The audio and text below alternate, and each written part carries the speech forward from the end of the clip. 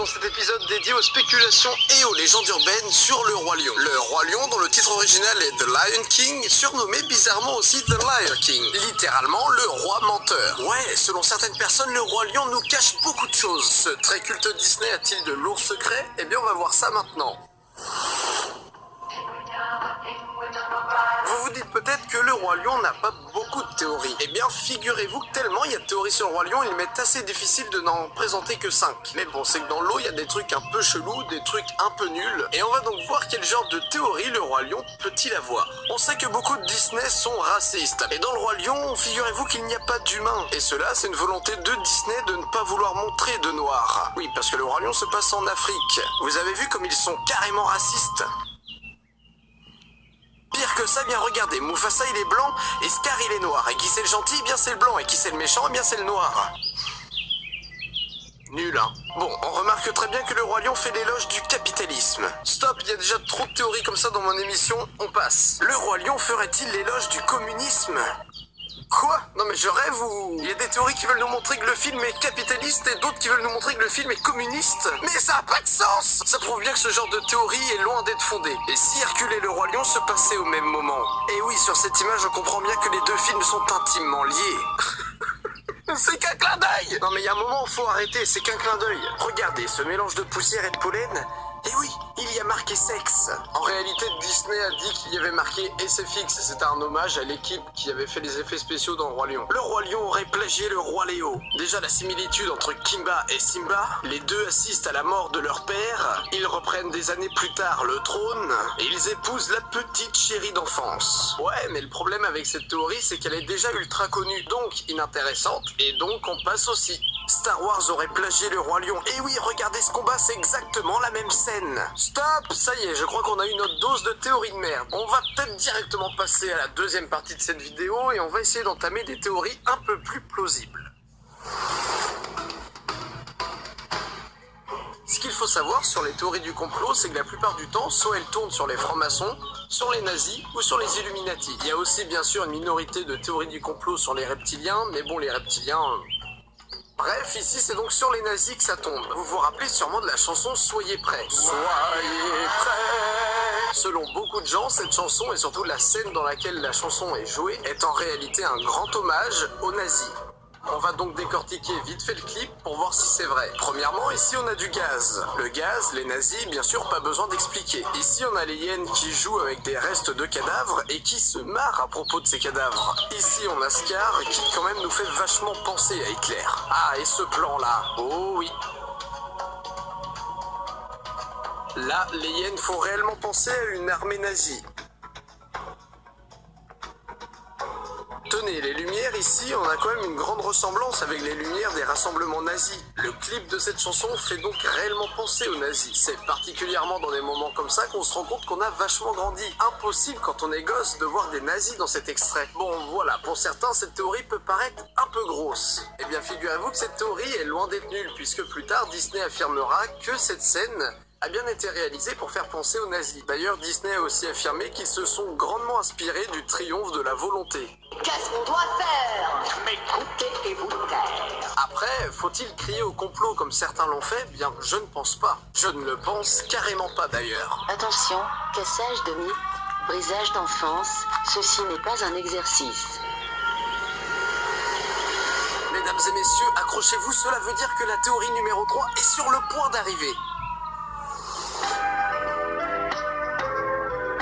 Peut-être que vous ne l'aviez jamais remarqué, mais nous ne savons pas l'identité du père de Nala. Rappelons juste la chronologie du Roi Lion, juste pour se remettre les choses en tête. On a donc ici le premier film, et ensuite se séparent deux branches, deux univers parallèles. Dans l'un, Simba et Nala auront une fille, et dans l'autre, Simba et Nala auront un garçon. Certains considèrent que la deuxième branche n'est pas officielle. Eh bien, dans cette deuxième branche, dans ces 6 nouvelles histoires, on nous présente un nouveau lion. Ce nouveau lion, il s'appelle Ni, et selon certaines théories, il est le père de Nala. En fait, on dit ça parce qu'il va sauver Nala. Le souci avec cette théorie, c'est que d'une part, cette branche n'est pas officielle, et d'autre part, c'est que Ni n'est qu'un jeune lionceau. C'est encore un lion ado si vous voulez, et on sait que la maturité sexuelle chez un lion varie entre 3 et 5 ans. En restant cohérent, Ni ne peut pas être le père de Nala. Revenons donc sur la première branche. Dans les rois lions 1, 2 et 3, seuls Kovu, Scar et Mufasa sont présents. Chez les lions, seuls les mâles dominants peuvent s'accoupler. Donc là, on peut être sûr d'une chose, le père de Nala, c'est soit Scar, soit Mufasa. Donc en gros, Simba, soit il couche avec sa cousine, soit il couche avec sa sœur. Bon, alors à ce qui paraît, les réalisateurs du Roi Lion auraient bien affirmé que le père de Nala serait soit Scar ou Mufasa. Mais bon, pour ça, on n'est pas trop sûr. C'est peut-être juste une légende urbaine qui traîne. La théorie devrait s'arrêter là, mais j'ai découvert quelque chose. Et il est très rare que je présente moi-même mes propres arguments, mais là, je crois que je tiens quelque chose. Quand Nala retrouve Simba, ce dernier lui dit « Tu commences à parler comme mon père ». Et Nala répond « Tant mieux, il faut bien que quelqu'un fasse ». On est d'accord, rien de choquant. Mais dans la version originale, le texte n'est pas tout à fait le même. You know, you're starting to sound like my father. Good. At least one of us does. One of us, ici ça veut dire l'un d'entre nous. Il lui dit tu commences à parler comme mon père et elle dit il faut bien que l'un d'entre nous le fasse. L'un d'entre nous. L'un d'entre nous deux si vous préférez. Nous deux et donc les héritiers du trône si Mufasa est bien le père de Nala. Évidemment cette phrase, elle a rien je vous l'accorde. Mais quand on a cette théorie en tête, eh bien on peut avoir un petit doute quand même. Donc Simba couche bien avec sa demi-sœur. On continue dans le cassage de mythes. Selon cette théorie, Nala a été violée par Scar. Tout ça part en fait d'une chanson qui a été coupée dans la version finale du film. Une chanson qui prend place peu après la mort de Mufasa quand Scar accède au pouvoir. Et dans cette chanson, Scar va montrer à quel point elle a besoin d'une reine. Scar. Nala. Nala. Your timing couldn't have been more perfect. My, how you grow. Chaud. La chanson va donc tourner autour de Nala qui n'accepte pas d'être reine et Scar qui lui dit qu'elle le sera, qu'elle le veuille ou non. Get away from me! Tell me I'm a go. Nala. You know how I loathe violence. One way or another, you will be mine. Never, Scar. Never. You belong to me.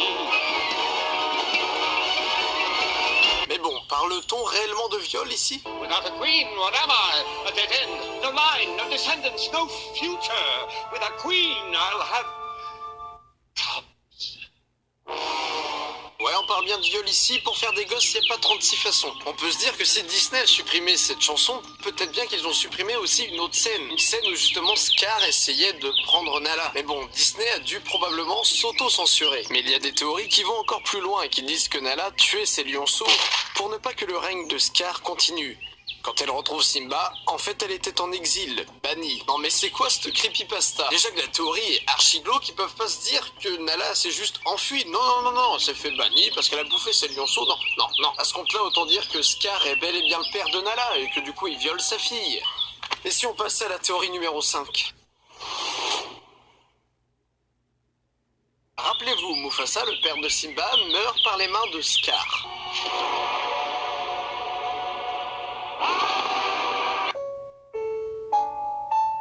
Puis s'ensuit une intense sécheresse. Et selon cette théorie, Mufasa est à l'origine de ce brutal changement. Mufasa, durant tout le reste du film, serait une sorte de gardien du temps, d'esprit du ciel. Il serait donc la cause de la sécheresse. Ce serait pour lui une punition pour Scar, de sa trahison. Il lui sera donc impossible de régner à sa place dans ces conditions. Et si on oublie 2 secondes cette terrible théorie numéro 4, eh bien Mufasa aurait aussi déclenché la sécheresse pour provoquer le départ de Nala.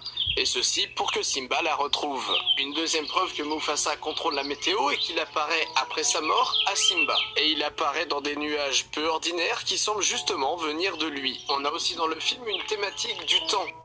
On dirait que le vent a changé. Ah, changer, c'est bien. Dans cette phrase, on dit pas la roue tourne ou les temps changent. Non, on dit bien le vent change. Mais on sait que dans la diégèse du roi lion, les rois deviennent des étoiles. Mais il s'est passé quelque chose d'inhabituel pour Mufasa. Et ça, même notre babouin préféré l'a remarqué. Cette théorie trouve son paroxysme dans le combat entre Scar et Simba. Ici, Mufasa contrôle la foudre.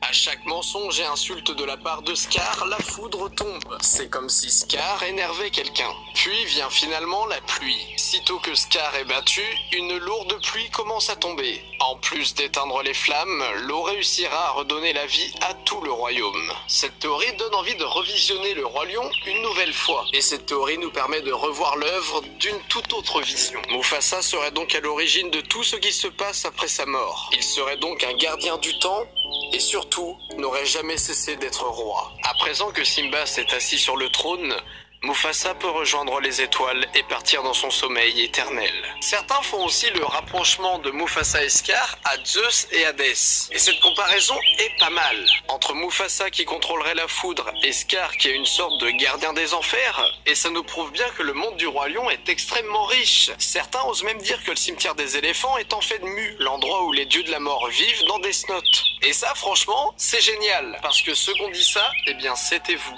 Vous avez été pas mal à le dire dans les commentaires de 5 théories sur Death Note et franchement ça m'avait fait bien marrer. Continuez d'inventer des théories complètement farfelues ou alors totalement plausibles et on se revoit une prochaine fois.